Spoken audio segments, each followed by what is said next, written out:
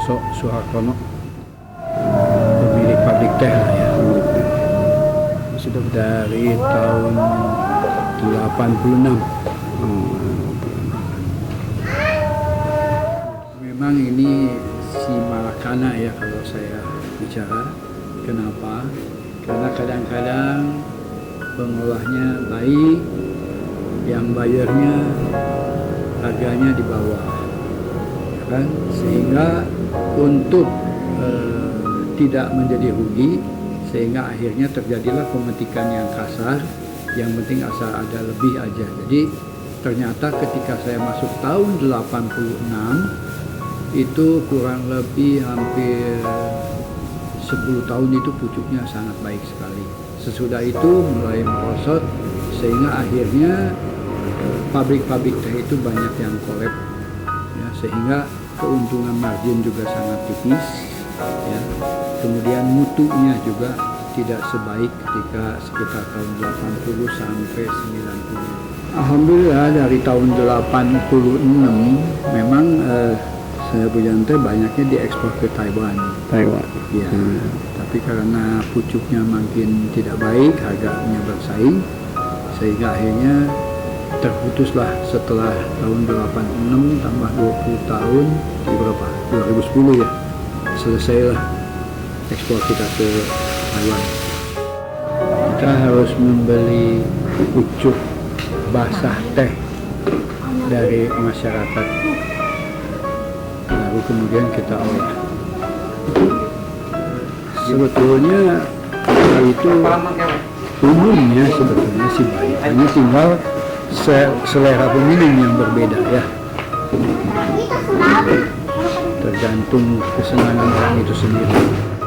Biasanya kalau pemetikan pakai tangan itu yang udah ahlinya itu paling 30 sampai 40 kilo pucuk basah. Intervalnya kalau pakai tangan itu biasanya 10 sampai 15 hari petik. Jadi sebetulnya teh itu di Indonesia kalau untuk teh hijau ya, tapi teh merah juga kadang-kadang kena dampaknya ya Senin Kemis. Jadi tidak bisa menjadi faktor devisa yang menguntungkan untuk negara. Belum sampai ke sana. Enggak seperti India, Sri Lanka, Taiwan, RRT. Itu Kenya, itu dia mengandalkan dari kebun teh itu sudah luar biasa dengan hasil tehnya gitu. Itu sebetulnya harusnya ya Indonesia, karena di Indonesia ini kebun teh bukannya sedikit, besar, banyak. Di Sumatera kayak Kerinci itu berapa ratus atau berapa ribu hektar. Di sini aja perkebunan minimal 500 sampai 700 hektar nggak kurang. Kalau swasta agak sedikit yang punya, nah itu juga paling sedikit minimal harus 500 sampai 1000 hektar. Karena kalau untuk black tea itu minimal kebun tehnya harus punya di atas 500. Kalau black tea, kalau green tea boleh 25, 50, 100 hektar masih bisa ya. Memang ini agak lucu. Kalau untuk di negara yang ada 4 musim itu paling hanya 8 bulan sampai 10 bulan mungkin. Tapi di Indonesia itu setiap bulan. 1 hektarnya itu tanamannya biasanya yang umum gitu di antara 10 sampai 12.000 pohon. Nah itu kalau diurusnya baik, itu per bulannya 1 hektar itu bisa dapat sekitar 2 ton sampai 2,5 ton pucuk basah. Kalau jenisnya yang saya tahu sih hanya ada 2, yaitu Camellia assamica dengan Camellia sinensis. Kemudian yang itu seharusnya P+3 atau P+4. Itu yang terbaik untuk diolah menjadi teh.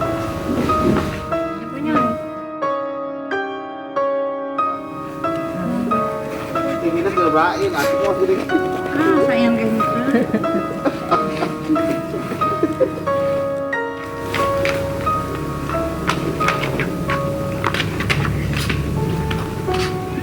Kan ini mah cuman daunnya aja yang dipakai, cuman nggak itu nggak terlalu bermanfaat. Yang ini bisa pakai obat sakit perut. Oh, sakit perut ya. Darah tinggi, sakit pinggang.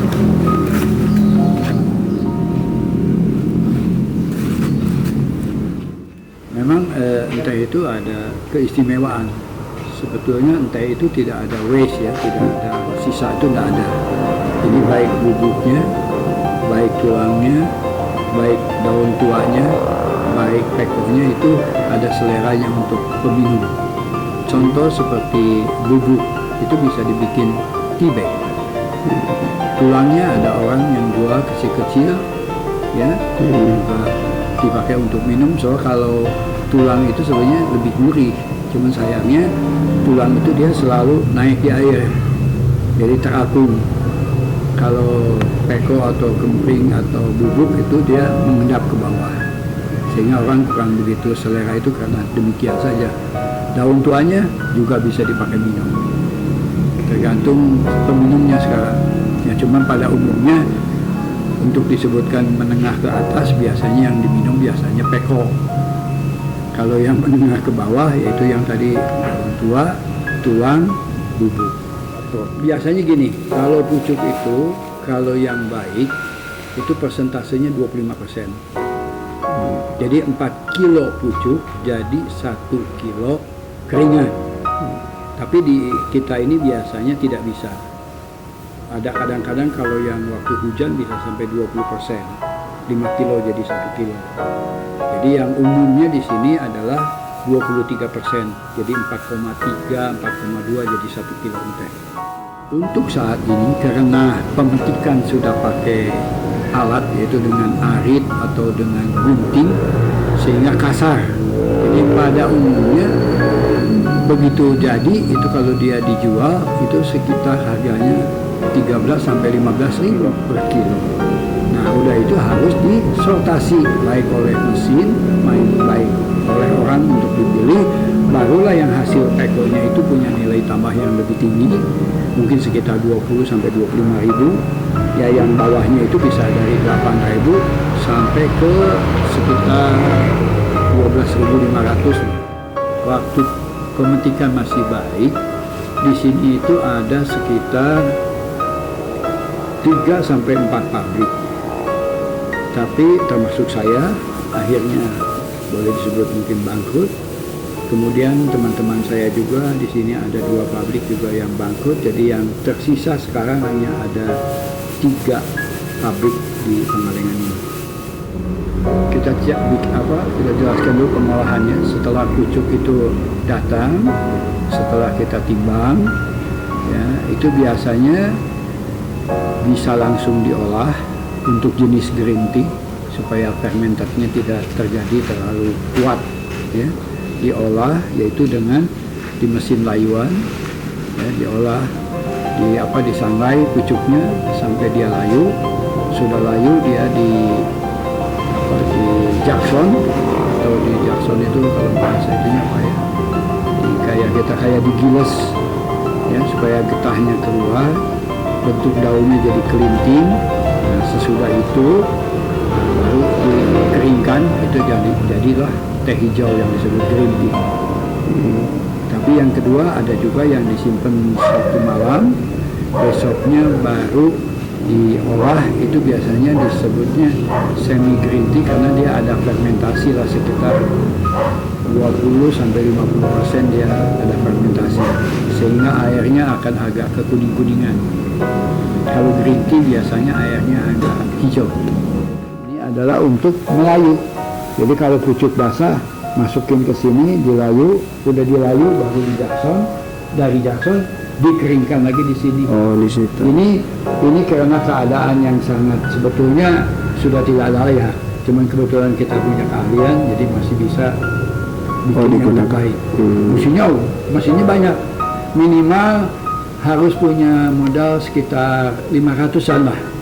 Karena di samping Jackson ada repeat, ada dryer disebutnya bolong.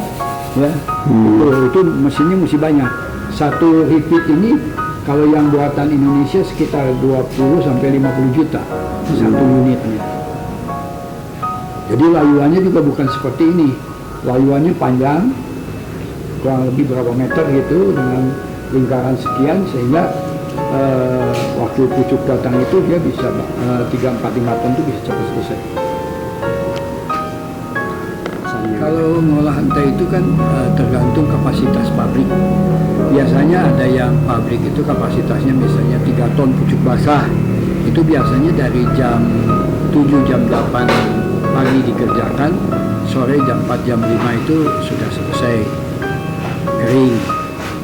Nah, setelah itu kering, kemudian di karung. Kemudian biasanya kalau teh itu kita di sini karena di Jawa Barat tidak ada kembang melati, jadi dijual ke Jawa Tengah, kayak ke Sosro, ke Duatang, ke Tongci, ke Upet. Nanti di sana diolah kembali, dicampurlah sama kembang melati atau jasmin, sehingga terjadilah teh yang disebut jasmin.